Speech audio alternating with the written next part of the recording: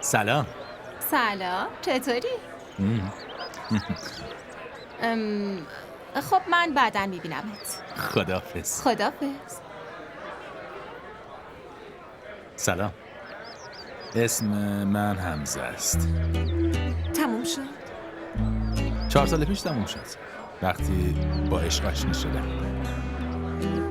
دیگه قدیمی شدی. این قلب بیچاره من منتظر یه لبخند توه. باشه خداحافظ. چرا خداحافظ؟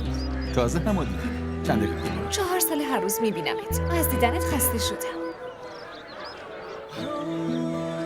ببین منو یه چند وقت دیگه هم تحملم کن. زود میام میبرمت. تو منو ببین. امروز سالگرد ازدواج مامان بابامه، باید زودتر برم. پس آقای محترم، خداحافظ.